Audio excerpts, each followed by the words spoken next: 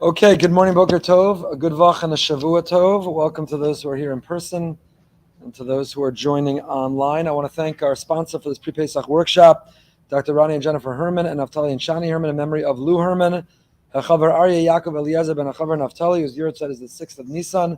Neshama Shalav and Aliyah, thank you so much for your generosity and your sponsorship. Every year I come to the Pre-Pesach workshop. I expect to be all alone in a room, give it a couple minutes, confirm that nobody shows, go home and enjoy the rest of my day. But Baruch Hashem, you continue to come. It's a beautiful thing. I say that not making fun of you, but making fun of myself, because the truth is 98% of what we say every year is the same as the year before. Pesach hasn't changed, the halach hasn't changed. Some of the circumstances have changed, and ingredients, for the most part, it's the same. But we gather, and it's a testament and a testimony to you, those who are offline and online, a real commitment to not only observing Pesach, but to observe it right, to be vigilant and scrupulous, and to want to fulfill the laws to the fullest. But I want to spend a few minutes before we dive into the kitchen and the ingredient lists and the cosmetic lists and all of the different areas of halacha. And I want to spend a few minutes learning something together with you. And I want to make 2 points that are new this year. If you tune in at the beginning, at least you get something new. Then you can drop off when we hit the old, repetition. But I want to start off by making 2 important points that are new this year. The first is a sensitivity point. And really, I'm speaking to myself, not to you. But very often, when we talk about Pesach, we make light, or we make fun, or we reference, the Jewish people. We're all OCD, we're all neurotic, and we use words and language that we should be much more sensitive to. I'm learning this. I think we're all learning this as we've seen mental health issues and challenges rise. OCD, obsessive compulsive disorder, is something real. And the people who struggle with it often are debilitated by it. And the notion that a person is cleaning for Pesach somehow parallels the everyday struggle that somebody with OCD goes through is a disservice, is insensitive. I'm happy to tell you our next episode of Out of the Shadows, our podcast about mental health in the Jewish community, is on OCD, coming out this week or next week. It's really important to listen to and worthwhile, whether you yourself have been diagnosed or someone you know or love, or just to be sensitive in general to what it really means. But I think one of the things that I've learned that I'm trying to be more sensitive to, I think we all can, is language is important. Language matters. Words have power. And when we talk about the general attitude to Pesach and Pesach cleaning, and we use words like neurotic or OCD, then we're being insensitive and we're triggering at times even those who struggle for real. So it is an annual opportunity and reminder to be careful that language matters, number one. Number two, I want to spend a few minutes studying together with you. May not be why you came, but too bad. I got the mic. I got the camera. It's too bad. But I want to spend a few moments learning why all this matters. We're going to spend the next few weeks, and we're going to spend a holiday in which Chametz is arch enemy number one. And you're going to sit in and you're going to ask about toothpicks and toothbrushes and scrubbing. We're going to talk about moving appliances and climbing ladders. We're going to talk about what can be sold or not sold, what appliances need to be replaced or not replaced. Why? We can get so lost in the minutiae and the details. They all matter. They matter critically. Soloveitchik on yesterday's parsha said the Vavei Ha'amudim Eila Pekudei HaMishkan, Moshe was accused of siphoning off, of stealing money. They did a forensic accounting. They did an audit of the Mishkan, and Moshe at first panicked. He didn't account for some of the money, and then he remembered, where did it go? It covered the cost of buying the Vavei Ha'amudim, these hooks, the hooks that held together the Mishkan. Why did he forget about them? They're negligible. When you put up your sukkah could be very expensive. The screws are the least expensive part of the sukkah. So when you put together your budget for your sukkah, you think about the walls, the schach certainly is expensive, maybe air conditioning, maybe flooring. You don't have a line item for the box of screws. They're negligible, they're insignificant, so you dismiss them. And Moshe Rabbeinu didn't account for them at first. Rav Soloveitchik says the screws represent the minutiae, the details of halacha, of Jewish law. And 30, 40, 50, 60 years ago, other denominations made fun of orthodoxy. All that matters is the big picture. All that matters is that you're a good person and a kind Jew, and rest on Shabbos, even if it means going to the beach. And halacha, we come back and say, no, the Vavei Amudim, those hooks, those little screws, they hold everything together. If you get rid of the minutiae and the details and the laws, the whole building collapses. It implodes. If we want the structure to be firm and strong, the details, the minutiae, they matter. The Vavei Amudim, the hooks that hold it all together, they matter. And the minutiae of Chametz, the laws of Chametz, the laws of Pesach, these minutiae, these details, they matter. They mean something.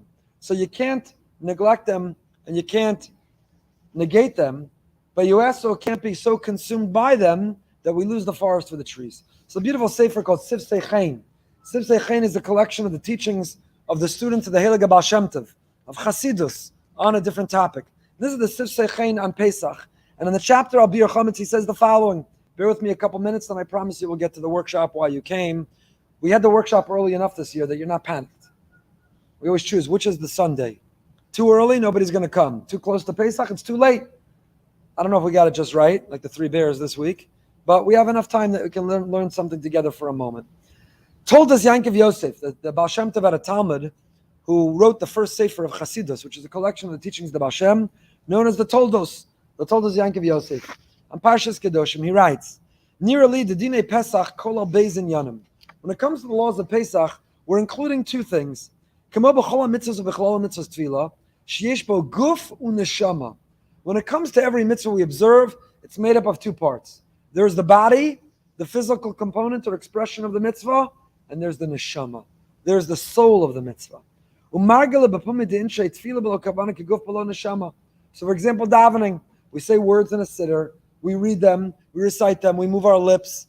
The guf, the physical part of davening, is the siddur, the words, and the moving of our lips. But if you're not present and mindful, if you're not concentrating and thinking about what you're saying, it's like a body with no soul. So too when it comes to our seek and destroy mission for the next few weeks. Search and destroy. The weapons of mass destruction known as chametz. So too, when we're going to look at and eliminate and destroy and disown and relinquish relationship with chametz, there are two parts. There's a guf and a neshama. Hainu hamaisa. There's the act. I got to look. And we're going to talk about where do I have to look, and what do I have to eliminate. But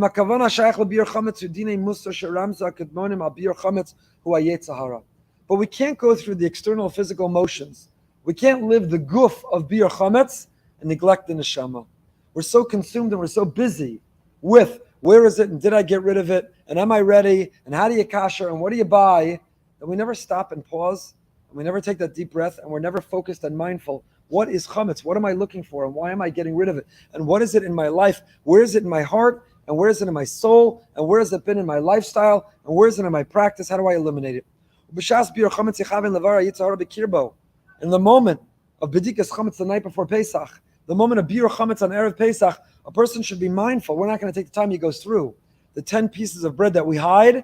He goes through the kavana one should have with each of the 10 pieces. A different kavana, a different mindfulness of a different area of repair, a different area of growth, a different area of responsibility. V'zeu sha'omrim sho'alim. That's what it means, sho'alim. Rotzalomar dinei chametz b'maisa.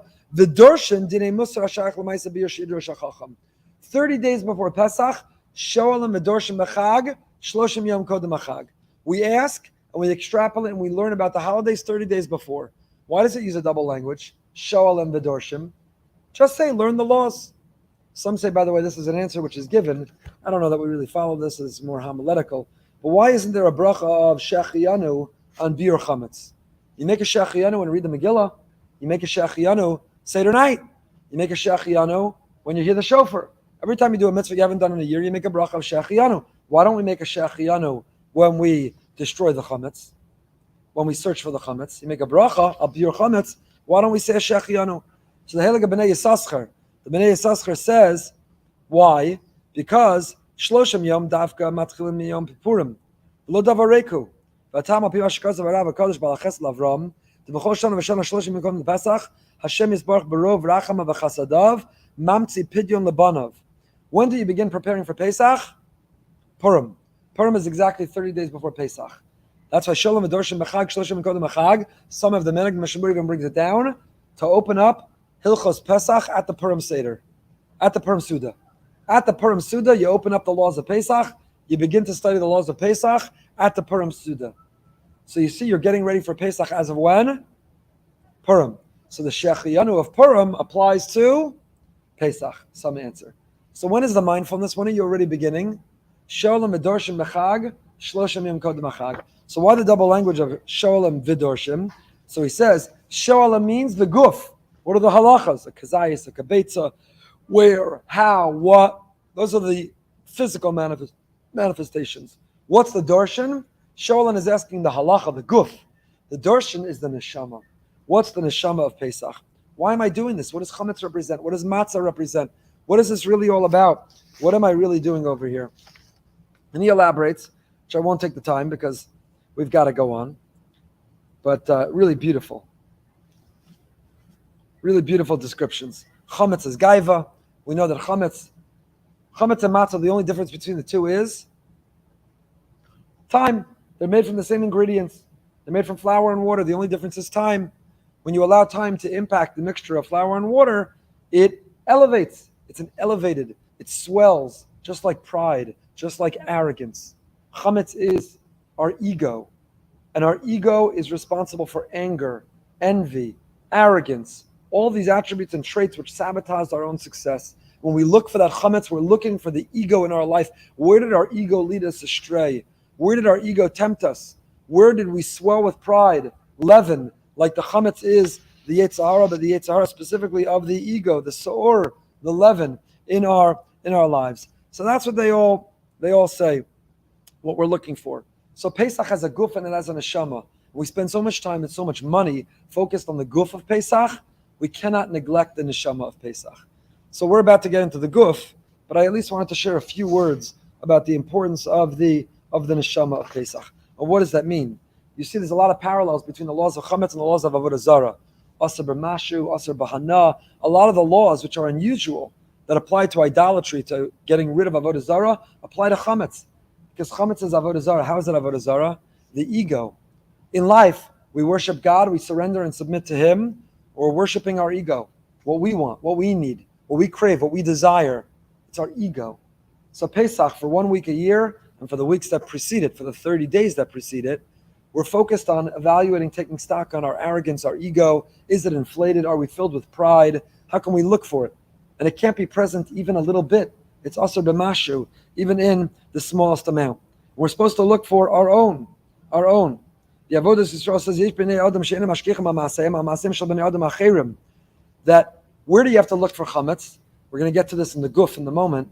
Makom she'ein machnisin bo chametz ein sarach bedika. A place that you don't bring chametz, you don't have to look. We'll see this in a moment, the halacha. So if you've never climbed into the crawl space of your house with a sandwich, you don't have to clean there for Pesach. If you never climbed and sat on a windowsill or on your ceiling fan having a sandwich, you don't have to climb on a ladder to clean there for Pesach. We'll see in a moment. The halacha is, any place you didn't bring chametz, you don't have to clean. But listen to the neshama of that halacha. Listen to the panemius of this halacha, the depth of this halacha. Says the Avodah Yisrael. He says, you know what it means? Makom, a place you didn't bring chametz, you didn't have to check. It means don't check the people around you their chametz. Many people go to Pesach and they're busy looking for physical chametz. The spiritual chametz in their lives they don't think about. But the people around them, they heard the drasha that chametz is the Yetzer Hara, chametz is arrogance and ego, and they say, that person should really look for chametz. Look at their ego, look at their arrogance, look at their envy, look at their anger. So makom she'ein machnisim bo chametz ein tzarach bedika. A place you didn't bring chametz, you don't need a bedika. Don't look at the other person's chametz.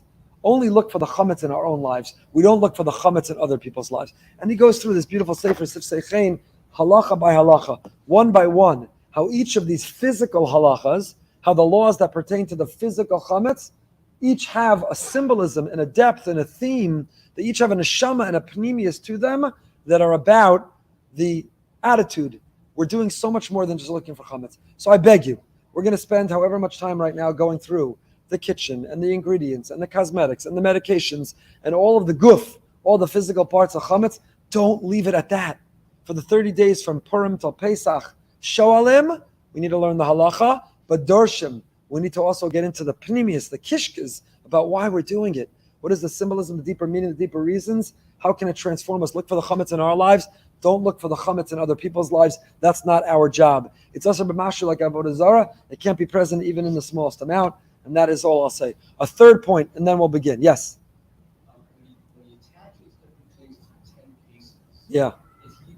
It's a question of taking the opportunity to attach, to give significance to it. No, he has a Masorah.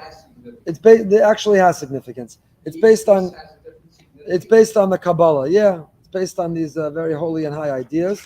Again, you could learn it. He goes through one by one. Number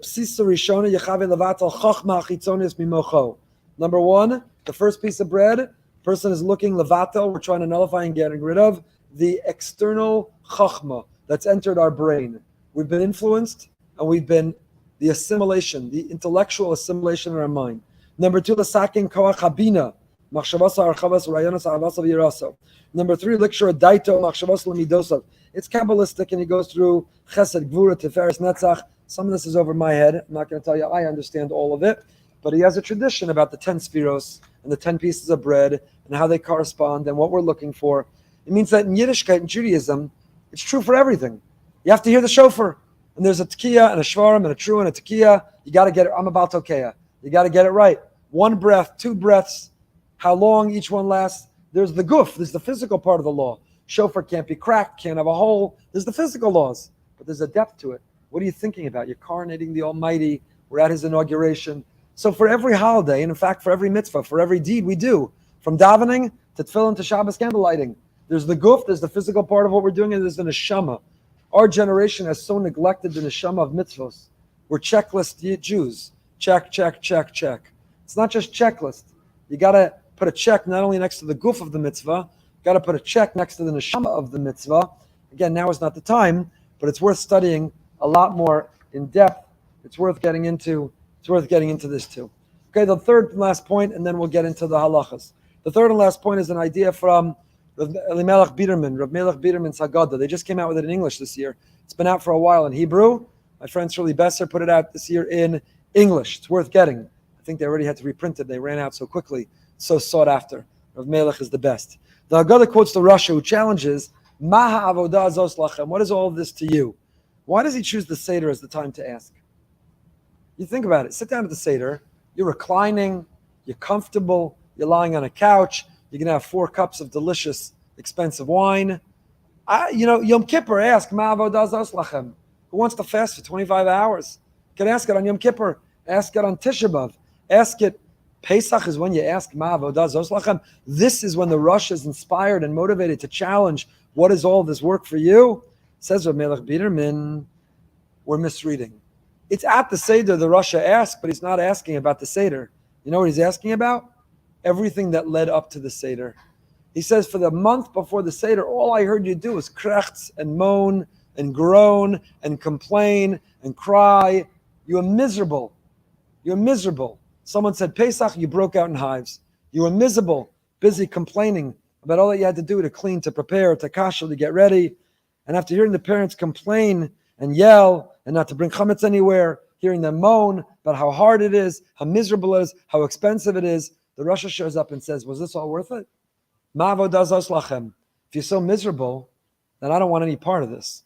So what's the message? That's not the way it was meant to be. What's the message? The message is, be careful about how we speak and what our children hear from us in this month leading up to Pesach.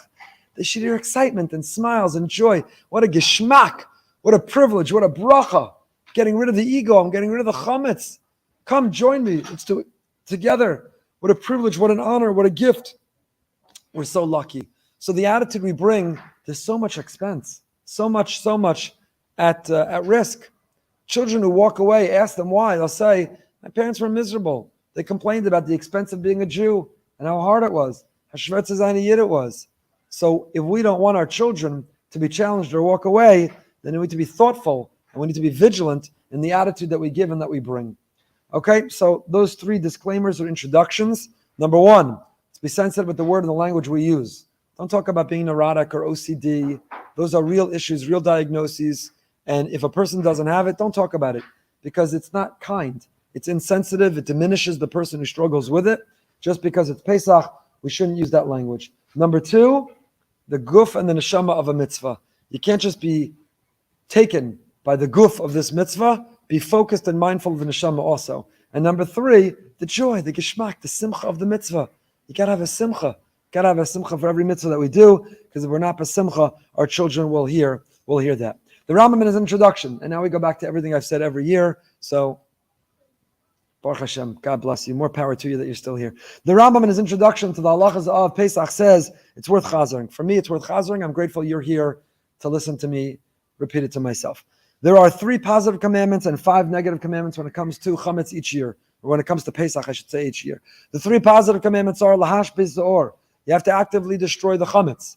That means to say, some believe that even if you don't have chametz to get rid of, get chametz, save chametz, get rid of chametz in some way, burn it, flush it down the toilet, get rid of it. Number 2, there's a positive commandment to eat matzah. And number 3, we have to tell the story of Sipur, Yetzias Mitzrayim. We have to tell the story. And again, here, there's a guf and neshama of the mitzvah. You don't just tell the story like check, check, check. Let's fly through the Haggadah. Let's get to the eating parts. Let's get to the meal. Let's get to the fun parts, the Yenu, the Eser Makos. You have to tell the story. It means there's a neshama to telling a story. It's not just the story. You have to tell your story. Chayv Adam, person has to lead us as atzma, kilu yatim mitzrayim. We have to see ourselves like we left. There are many Holocaust survivors who didn't talk about it the entire year. We have the privilege for many years, Martin Judovitz, Zechet Tzadik Levracha, to be at our Seder, and at Vihi Shamda every year he'd stop and he would talk about his own experience of Yetzias Mitzrayim. He'd tell his story of redemption, of liberation, of freedom. Baruch Hashem, many of us don't come close. We don't have nearly a story. But whatever story we have of when we thought that we were addicted, enslaved, we thought that we were suffering under the servitude of something, and how we liberated or freed ourselves or were freed from it, tell that story. The neshama of the mitzvah Sipur Yetzias Mitzrayim. Those are the 3 positive. There are 5 negative commandments. Number 1, you can't eat chametz from Erev Pesach, Chatzos. Number 2, you can't eat chametz on all 7 days of Pesach, 8 days in Chutz La'aretz. Number 3, you can't even have a mixture with chametz in it, something unusual only for Pesach.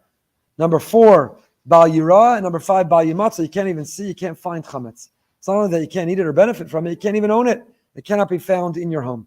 Chametz is unique for 5 reasons. There are 5 laws that are unique and distinct. I have all this in Mara Makomos. If you want to see it inside, I'm not making up any of it. I have all the sources. I'm happy to share it with any of you. But I know we want to get to the practical. Number 1, there's a specific law, a specific negative prohibition against any mixture of chametz. Not only can you not have chametz proper, you can't even have a mixture that contains chametz. Number 2, there are 2 prohibitions against owning chametz. Bal Yirah and Bal Yimatzah. Doesn't mean you can't see chametz. You're allowed to walk down the aisle in Publix. You can walk down the aisle in Costco. You could see chametz as long as you don't own it. You're not allowed to see or no chametz can be found that you own. So you're not even allowed to own chametz. 2 prohibitions. Number 3, there's a positive commandment to dispose of it. Right? Normally, you don't have to burn or destroy other forbidden foods, but here there's a positive commandment. Number 4, asr bahana. You can't benefit from chametz. So you can't even feed it to your dog. We'll get to pets. The reason pets are so complicated, they'll say, I'm not eating the dog food with the chametz in it. Why can't I feed it to my dog?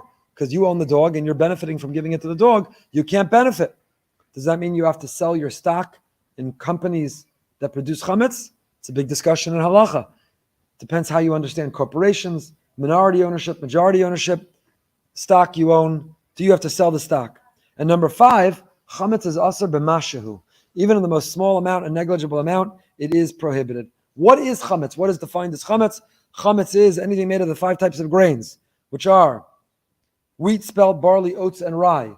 So flour made from the 5 types of grain that's mixed with water, and that is allowed to sit for 18 minutes. And it rises, it ferments, that is called chametz. Kitnios is not chametz. Kitnios is a medieval prohibition.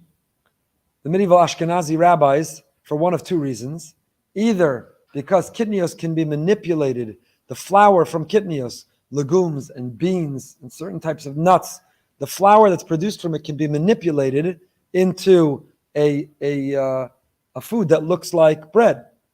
That's one reason that's given by the Rishonim. The other is they used to store and sell in sacks such beans and legumes, and they used to weigh the sacks. They would bulk it up with flour, actual chametz. So either of these 2 reasons, the Ashkenazi medieval Rishonim accepted, Ashkenazi Jewry accepted not to eat kitnios on Pesach as a stringency, as a rabbinic prohibition, as a rabbinic stringency. Sfardim never accepted it. They eat kitnios. Ashkenazim do not eat kitnios, but it is not chametz. And because it's not chametz, we have several leniencies when it comes to kitnios, which we'll come back to in a moment. What makes these grains into chametz? If they're mixed and they remain unmanipulated for 18 minutes. Chametz results instantly when they're exposed to hot or salted water. Chametz is asur b'mashu on Pesach. Why? Why is it asur even b'mashu? So Rashi says, because lo b'dilei minei and asur b'karis. Rashi says, you never eat pork. 365 days a year, you don't have bacon, you don't have pork. We're not worried you're going to eat it, even a little amount. But chametz is normally permissible. Chametz is normally a staple of our diet. So therefore we have to be extra vigilant. Rambam gives a different reason. Many reasons are given. So how do we get rid of it? Chametz is arch enemy number one. We have to search and destroy. We have to get rid of it. These 5 unique stringencies the Torah gives us. We have a rabbinic stringency to avoid even coming close to eating it called kitnios. At least Ashkenazim adopted. We have all these stringencies of chametz. That's the guf of the mitzvah. The neshama is we can't tolerate ego in any measure. We have to get rid of even a mixture of ego. Again, you can apply all these laws to the neshama, the panemius, as it applies to the ego. How do we get rid of chametz? How do we get rid of it? So we have 2 methods. Mishnah Berurah quotes them in Taf Lamed Aleph. Bittul chametz. One is, it works, beginning Masechet Pesachim. If a person were to stand in the middle of the house, you don't even have to close your eyes. And you simply say, chametz, I relinquish my relationship with you. It's been a fun ride.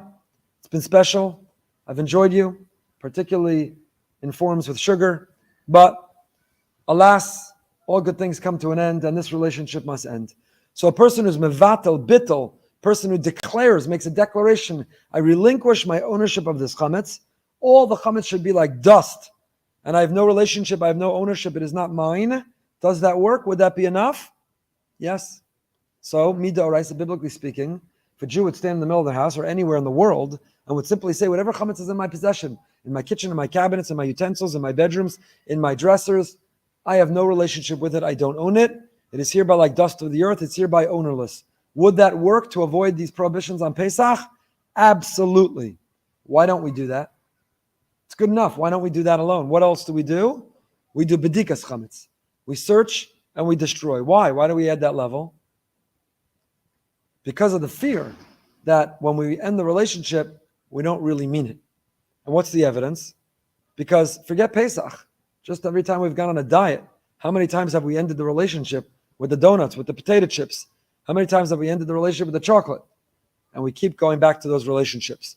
So you might end that relationship with chametz, but in the middle of Pesach and you're starving, and that donut's calling your name. You're going to restore, you're going to renew the relationship, you're going to get back together. So it's not good enough to do bittul chametz because we're afraid, we're worried that you're going to go back to the relationship. So what do we add? Bedikas chametz. Search and destroy. Go find it, go eliminate it. So that begs the question. Now that we've added bedika, you're going to go search and you're going to go destroy. Why do you still have to do bittul? After bedikas chametz, we announce, we declare, kol chamira, we make a declaration. Any chametz found in my possession, it's ownerless. Why do I have to do that? I just did a search mission. What's the reason? In case you didn't find it. Whatever you didn't find, you declare ownerless. And now you've covered all your bases. If you didn't find it, you don't own it anyway. If you did find it, you set it aside, you destroyed it, so that you will not come to renew your relationship with it and eat it. We add a third area. Now we don't have the time. We once gave a Shabbos Haggadah Drasha about it, the history of Mechiras Chametz and how it works. We've added a third, which is to sell our chametz. To sell chametz. Because let's say you say, I don't want to relinquish my ownership with my scotch collection. And I also am not prepared to pour my scotch collection down the toilet, down the drain. I somehow want to maintain my scotch collection, but I'm not allowed to own it.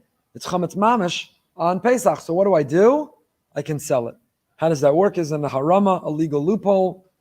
Can it remain in my house? Can I only sell the chametz out of my house? Some have the custom of selling even chametz mamish. Some sell loaves of bread, real chametz. Others don't sell any chametz mamish. They only sell mixtures of chametz. Different customs, different practices people have. If you want to know the OU Pesach guide, which are available here, by the way, feel free to take. The OU Pesach guide has a wonderful list. They all do. Star Case CRC, we'll get to in a moment. All the Pesach guides have a great list of what's chametz mamish. So, for example, if you don't sell chametz mamish, that's your custom, then you've got to get rid of your Wheaties. Wheaties are made out of wheat, hence the name Wheaties. But your cornflakes, you don't have to sell. I mean, the cornflakes you can sell, you don't have to get rid of. They're not chametz mamish. Checks, those kinds of things. So if you want to know what's chametz mamish, flour. Is flour chametz mamish, or are you allowed to sell flour? You're allowed to sell it. It's not chametz mamish. It's just flour. It's not mixed with water. It's not yet chametz. You are allowed to sell flour. So it could be tricky. You can be tricky. So if you want to know, if you have the custom to not sell real chametz, and you want to know what's real chametz versus a mixture of chametz, check out these guides. They have fantastic lists. Those are the three things that we do. When do we begin? 30 days before the holiday, which was on Purim, Shoel Medoshim. That's why we start then. Now, before we get into the practical part, one last halacha in introduction, and that is, there is a halacha, you have to have simcha on Yontif. There's a halacha to be besimcha on Yontif. So if your desire, Shulchan Aruch Siman Tav Kuf Chav Tes, Chayv Adam Liyos Sameach V'Tov Leiv B'Moed. Who? V'Ishto Ubanav. You got to come into Yontif with a smile. You have to come into Yontif happy and joyful. The Mishnah Berurah writes, "Hu mitzvahs hasei min haTorah." There's a biblical commandment. V'noheges gam b'nashim. It's a biblical commandment that applies to men and to women. So if you're going to come into Yontif from all the cleaning and backbreaking labor, and you're going to be miserable and fabissina and resentful and angry and projecting a negative attitude about Yiddishkeit, whatever stringency you try to keep about Pesach, you're going to be violating the biblical commandment to be happy. You have to be happy. You have to be happy. So now's when I get into my polemic. I say it every year. I saw recently online somebody made fun of me for it. But now I get into my polemic about the difference between spring cleaning and Pesach cleaning. Do not confuse halacha with your spring cleaning. You want to spring clean? Do it in July or August. Do it in November, December. Do it some other time of the year. And do not blame the rabbis. Do not blame the Torah. Do not blame our religion. Do not blame our religion. If you are on a ladder, you're spring cleaning, you're not cleaning for Pesach. If you're on your hands and knees, you're spring cleaning, you're not cleaning for Pesach.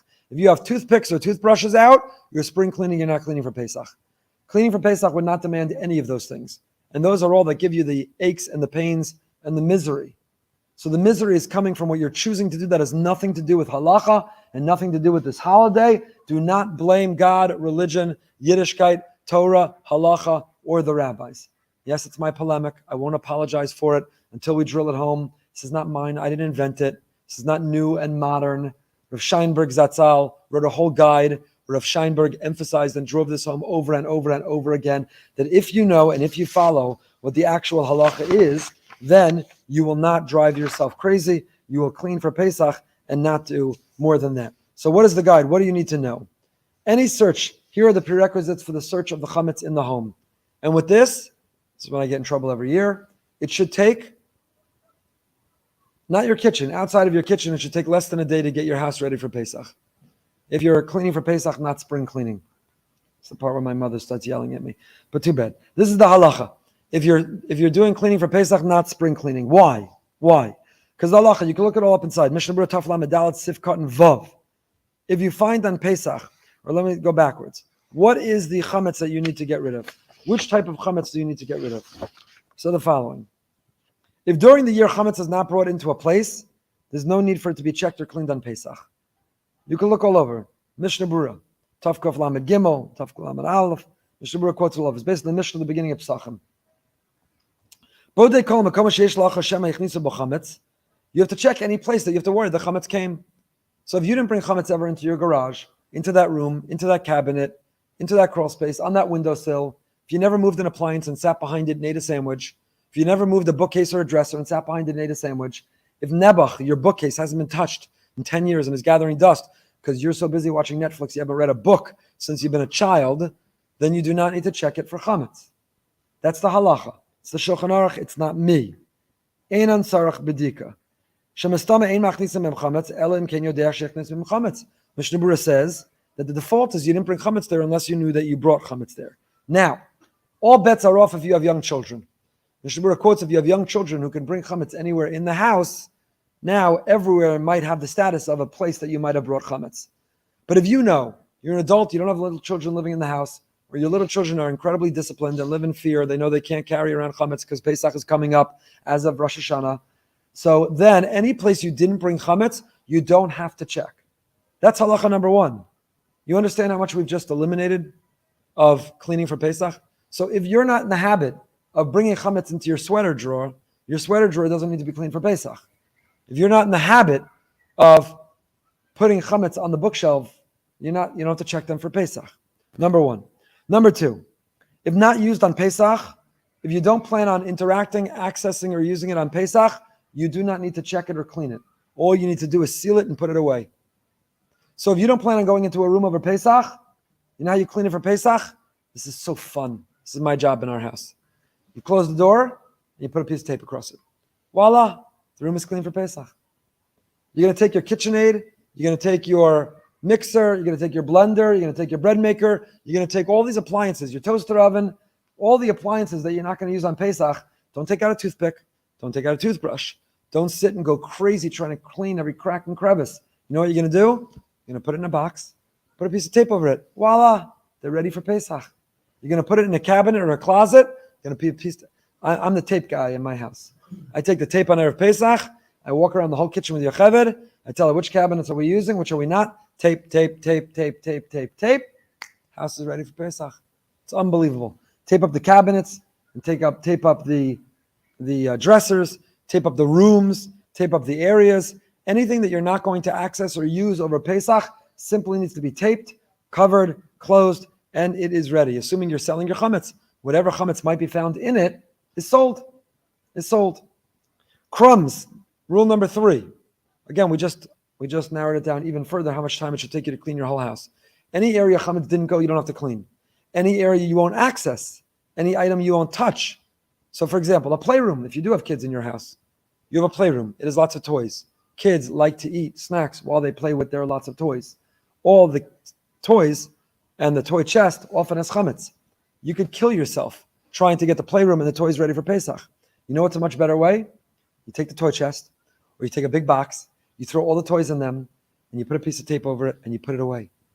And now, you're ready for Pesach. All right, what will the kids play with? You buy another box, and you buy 5 toys, and they're your Pesach toys. And every year, that's what they play with, the Pesach toys. And by the way, they had 400 chametz toys. They were bored of, they were sick of, they never played with. 5 toys you bought for Pesach, they will look forward every year, be so excited, count down. I'll tell you another secret. Don't even buy a toy. Just give them a cardboard box. And that'll be the best toy they ever played with. How often do you buy a kid a toy and they're more excited about the box it came in than the toy itself? Too many options. There's no fun. Narrow them down, it becomes fun all over again. But if a person knows the halacha, if you're empowered with the knowledge of knowing the halacha, you can really eliminate so much of the backbreaking labor and narrow it down enormously. Rule number 3. Crumbs that are inedible even by a dog are not chametz. If crumbs that are inedible to a dog, they do not constitute chametz, even if they're bigger than a kazayas. Even bigger than a kazayas. Kazayas is 30 grams. Chametz, what we would call chametz, food, I guess it's inedible, so it's not food. An item bigger than 30 grams, made from the 5 grains, but inedible to a dog, is not chametz. So often what's under or behind the refrigerator or the stove, what's stale or moldy or a dog wouldn't eat, then it's not even chametz. No need to check if crumbs are less than a kazayas and dirty or spoiled, so that they are nifsa me'achilas adam. Mishnah Berurah and Taf Mem Beis Sifkat and Lamed Gimel writes that there's no need to check if you have crumbs less than 30 grams and they're dirty, so a human being wouldn't eat them, then there's no need to even check for them. So again, what's behind the oven or stove or refrigerator, there's so much. So what are we looking for? What does need to be cleaned on Pesach? Only exposed chametz that you're going to access, only crumbs that are edible, or more than a kazayas and not edible or edible to a dog. So we've just narrowed down enormously what it takes. You walk around your house. So a person normally, I hope, cleans their house. You normally vacuum a carpet. You normally sweep a floor. You normally don't have grains, breads, bigger than a kazayas and edible sitting around because they will rot and they'll spoil and they'll get disgusting anyway. So what does it take? This is bedikas chametz. You walk around the house, you open a few drawers, you look inside, you look at the counter, you look where you may have snuck some snacks in, when you shouldn't have, and you just confirm that there's no chametz in the room. In the kitchen, you walk around with tape and you start taping up the cabinets and the areas and the appliances that you're not going to be using over Pesach, and those areas are now ready. They're now ready in that way. So enormously, we have limited and narrowed and the amount of time it should take to clean for Pesach. So outside of the kitchen, which also has the time it will take to kasher, outside the kitchen, it should not take long to clean the rest of the house for Pesach. Any questions so far? You mentioned flour. Why would flour be chametz? It's not. You said you have to sell flour. No, you don't have to sell it. It's not real chametz. You don't have to sell it. Also, in terms of, you mentioned in terms of size, but chametz is a masher. Chametz is also b'mashu on Pesach. But in terms of what's the definition of chametz, if it's bigger than a kazayis but nifsa me'achilas kelev, bigger than a kazayis but inedible to a dog, it's not chametz. Less than a kazayis but inedible to a human being, it's not chametz. So kazayis is relevant in terms of inedibility, if that's a word. Is that a word? Inedible. I know inedible is a word, but inedibility. It's not. We just made it up. Introduced this year for Pesach, a new word, inedibility. Okay, any questions about cleaning the house? Let's move over to the kitchen. Now, the truth is, we can really end here and I can take questions. I'm happy to go through the whole kitchen and kashering. It's the same as it is every year, which I'm happy to review again. But I do want to alert you, forget me. We have phenomenal. When did these workshops mean the most? Before the internet, before apps and smartphones, before organizations put out guides that you could print, which were incredible. When I was younger, I remember no one knew anything of what to do, and you had to go ask the rabbi about everything. Every ingredient, every food, every appliance. Today, I can tell you, the rabbi is getting it all from these guides. So I'm more than happy to help you and confirm it and assure you and reassure you. But if you want to skip that step, you should feel free to go directly. So what are those guides? There's a handy handout over here. If you want to take one for where to find them. And they are these guides over here. If you're looking, you can see it right here. It's a list. There's the Biras sale of Chametz form. You can find on the Biras website. Most Chitim donations. We're going to be doing our pre-Pesach pay what you want market again. 2 days, South Florida, come. Pesach is incredibly prohibitively expensive for many. Everyone's invited. Obviously, for those who need, pay only what you want. But the 3 guides I can't recommend highly enough. The OU guide, excellent. Clear, concise, incredible lists. The Star K guide, excellent, clear, concise, amazing lists. And the CRC guide. Now, they all 3 also have apps. You don't have to walk around with paper. We can save the trees. If you have a smartphone, we are neither endorsing or criticizing smartphones right now, but if you have a smartphone, you have to say everything these days. If you have a smartphone, use it responsibly, get it filtered. If you have a smartphone, download CRC app, Star K app, and OU app. They have up-to-date information. They're searchable. They have frequently asked questions. They're an incredible guide. They're where I go when you have the questions that you're asking. So you can't make Pesach without them. They have everything from cosmetics and medications to ingredient lists, to kidneyos questions, to kashering clarifications, to coffee, to lists for pet food, how to feed your pets on Pesach. They're incredible lists. So do you want to go through the kitchen? Do you have questions that you want to ask in general? Do you want to read the guide on your own? Let's go through the kitchen quickly. Remind everybody okay, let's go through the kitchen. So there are some deviations between them, because otherwise, why would we need all these kashrus organizations? They agree on overwhelmingly most things. They disagree on a few things. So you can check them, but I'm going to relate to you my opinion or my conclusion or my teachers, my Masorah on these issues. So let's start with the refrigerator. Refrigerator should be cleaned carefully. The freezer should be left to defrost so that any bread or bagel or grain that was frozen into the frost on the refrigerator can defrost. The accordion door should be cleaned carefully.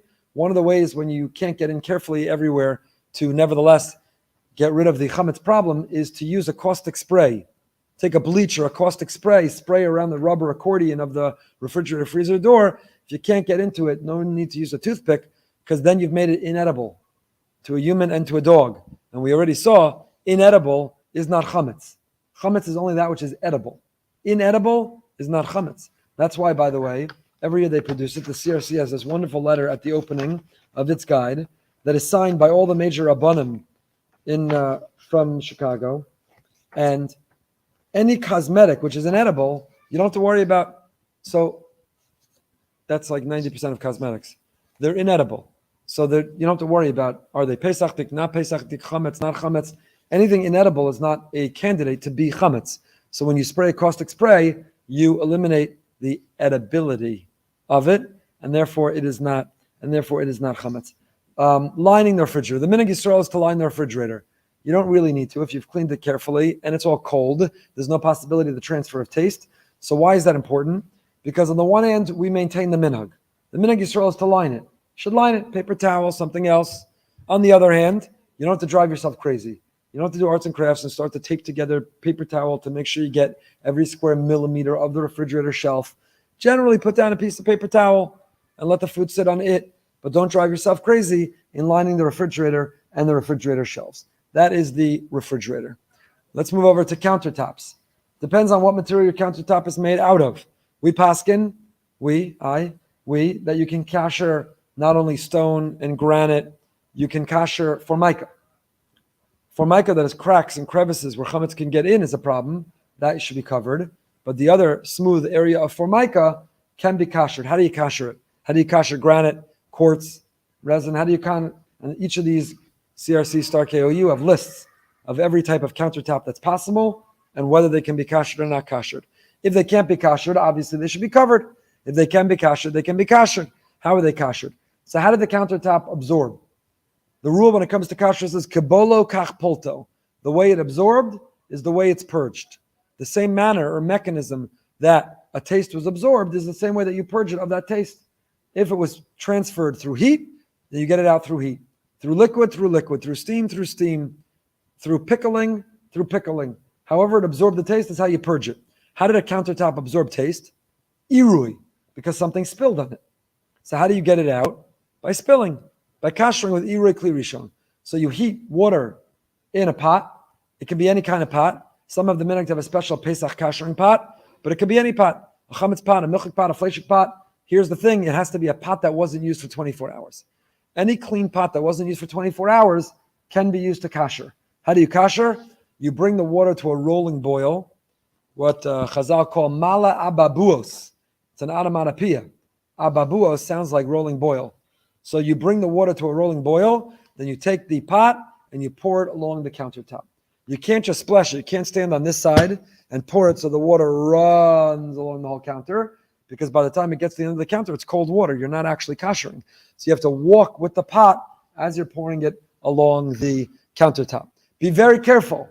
Wear gloves, and I tell you from experience, wear shoes. Be very, very careful when you kasher the countertop. The water has to be boiling hot.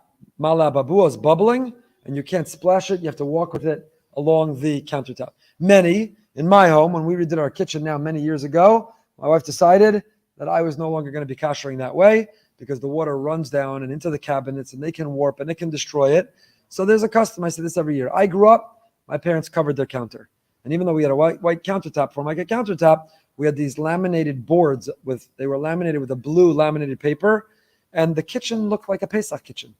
I vividly remember, and I get like emotionally connected to the image of Pesach growing up when we would go to the basement, carry those up, cover the counters, and they now look like the Pesach kitchen.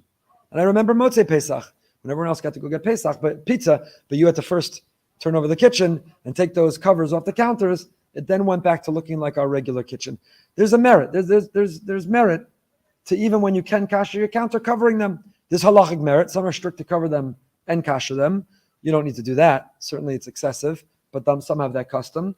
But there's a merit to saying, you know what? I'm not sure I'm going to kasher it entirely correctly. I want to cover it. Or I don't want to destroy my kitchen and warp the cabinets. I'm going to cover it.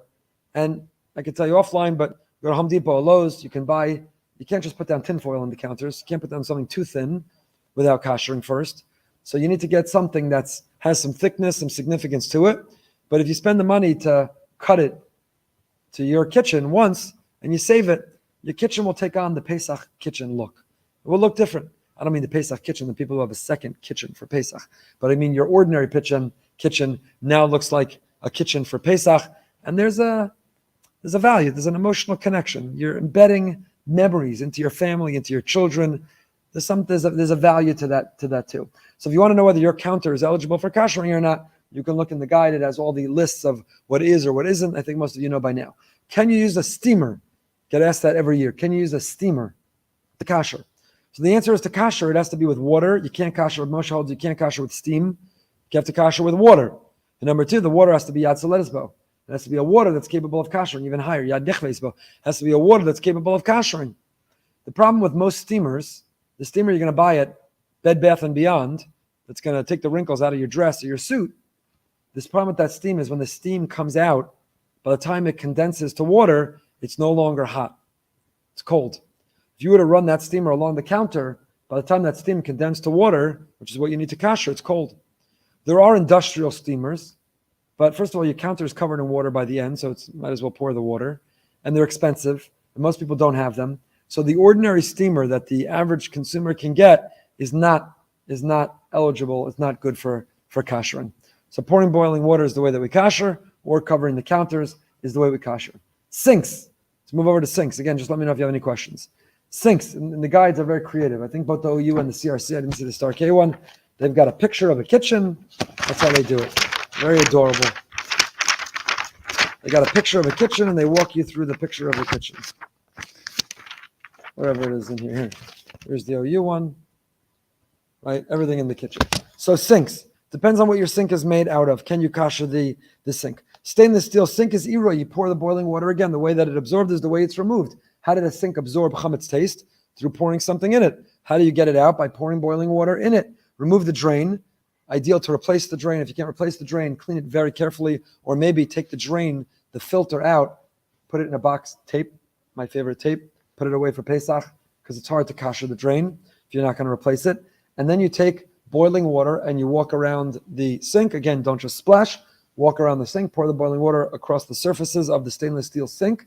If you have a faucet over the faucet, the faucet comes out, pull it out, and cover it across the faucet. Now, before you kasher any of these things, you have to clean it well and leave it 24 hours. Why? Because 24 hours, we say, no sin tam lafgam.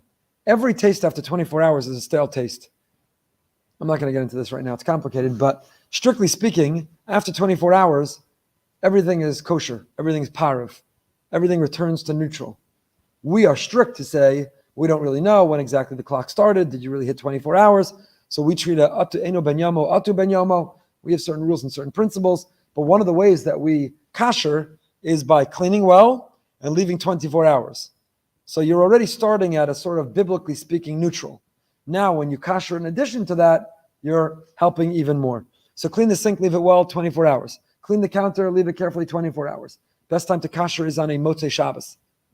It's in my house, at least what we do, because you clean everything really well on Friday.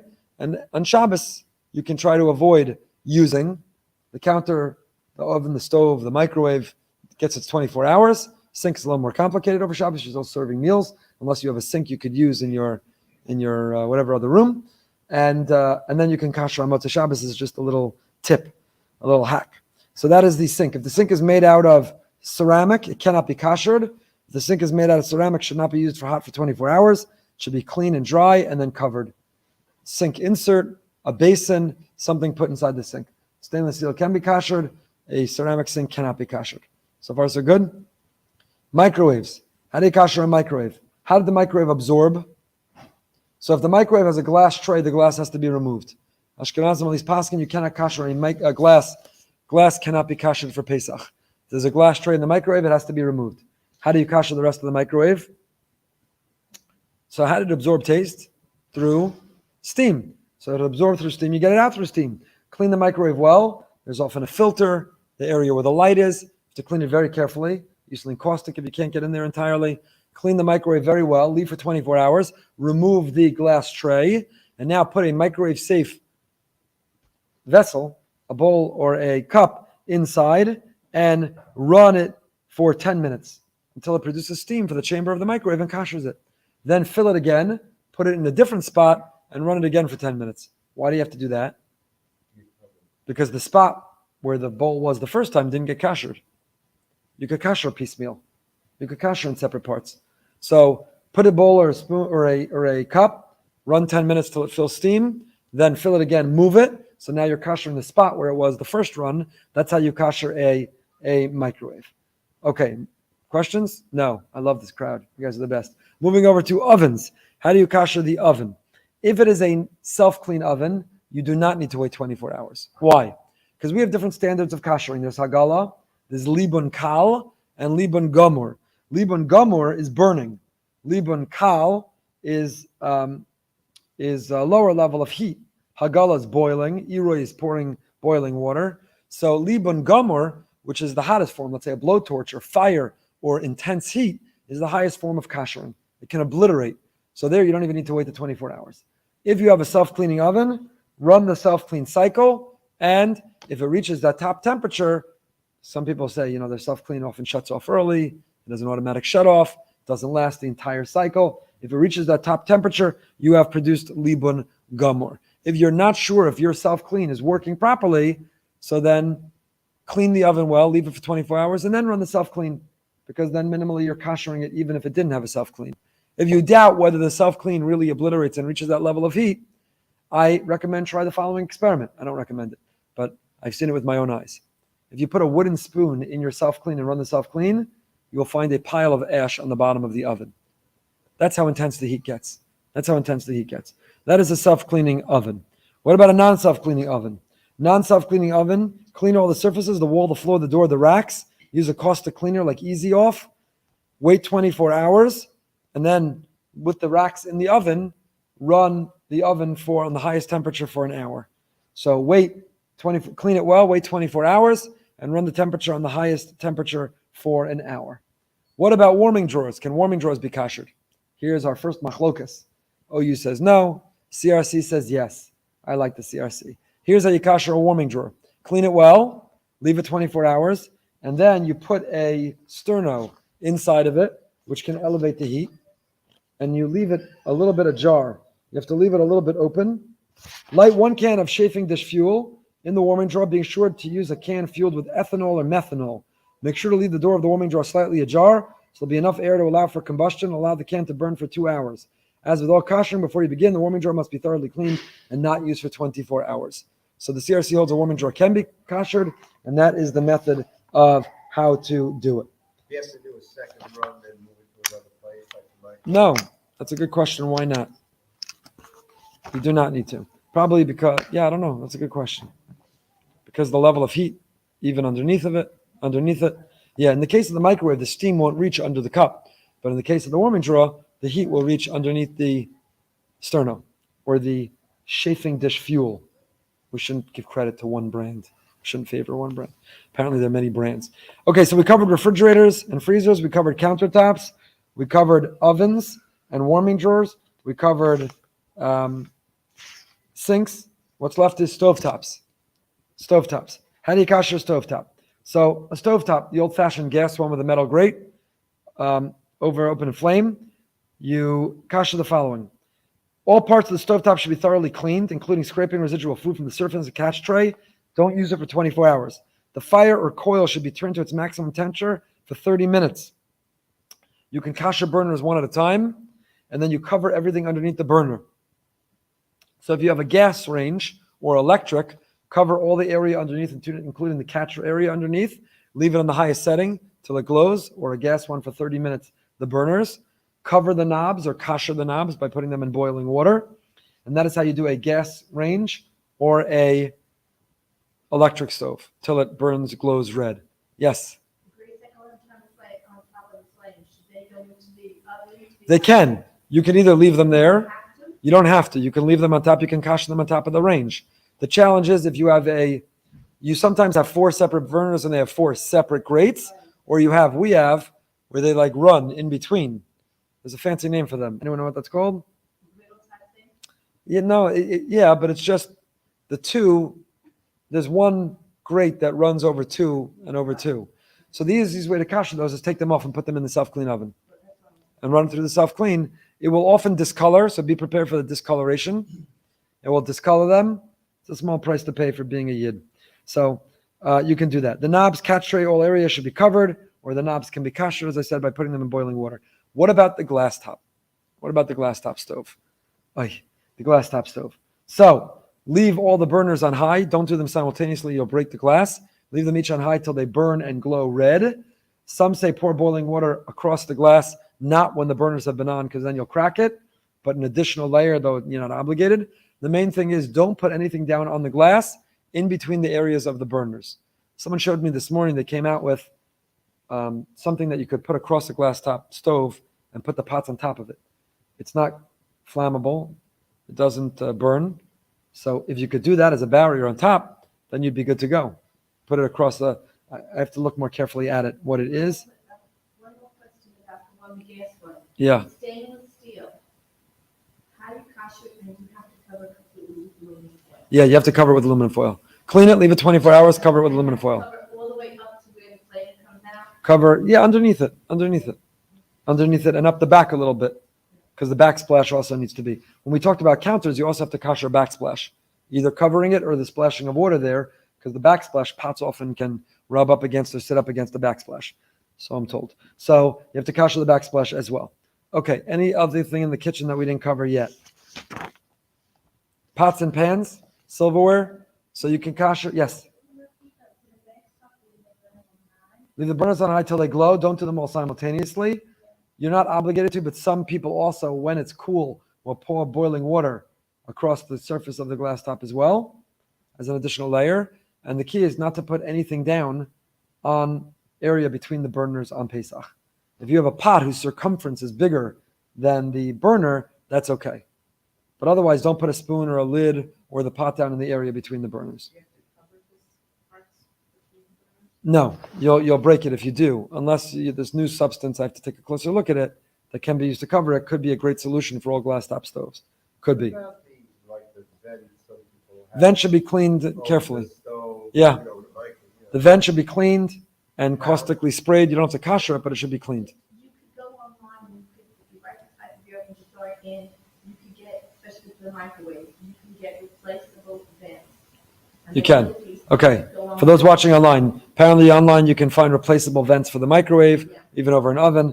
Sometimes it's easier to replace these things. For example, electric mixers, food processors, and blenders, we generally paskin, you have to have a Pesach version of them.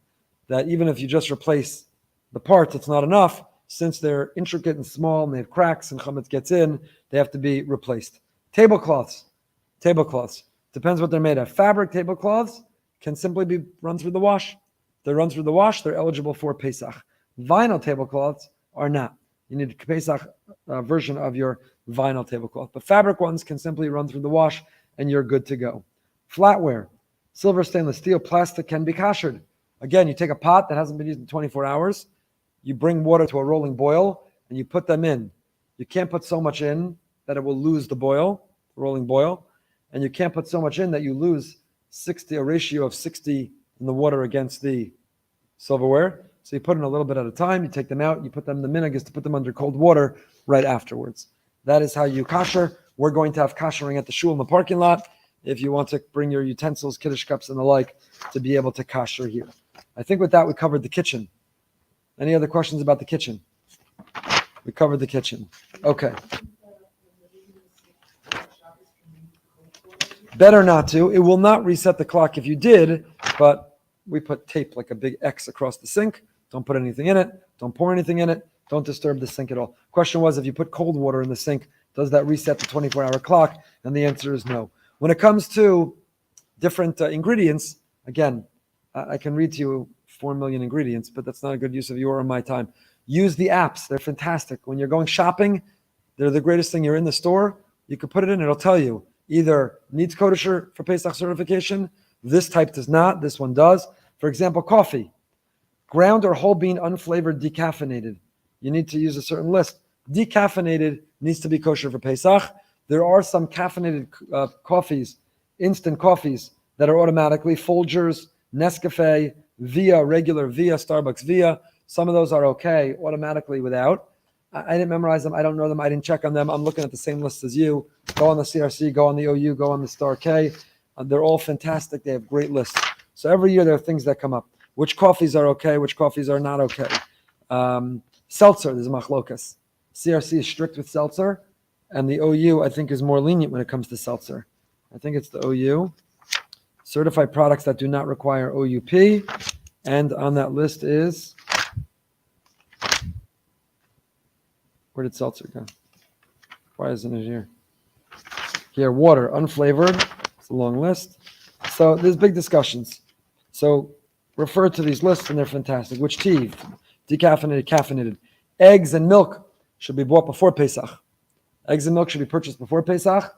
That's true for lactate milk as well.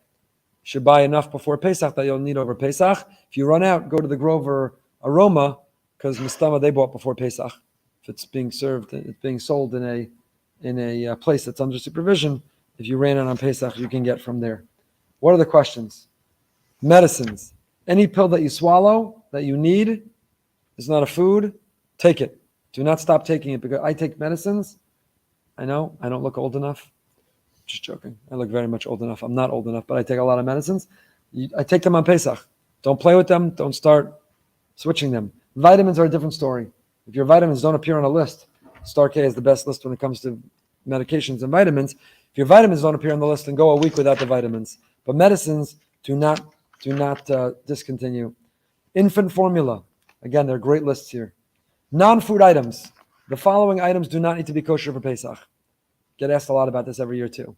Aluminum foil baking pans, bags, paper or plastic, cups, paper, plastic, or styrofoam, deodorants, detergents, dishwashing detergents, drain openers, fabric protectors, glass cleaners, hair gel sprays or mousse, hair removal, insecticides, lotions, laundry detergents, jewelry polish, plates, paper, plastic, or styrofoam, paper towels, napkins, oven cleaners, suntan lotion, water filters. All of these do not need to be kosher for Pesach. None of them are edible. They're all okay.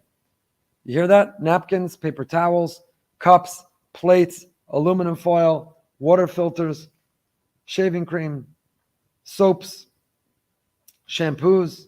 It's all okay. All okay without being kosher for Pesach. Okay?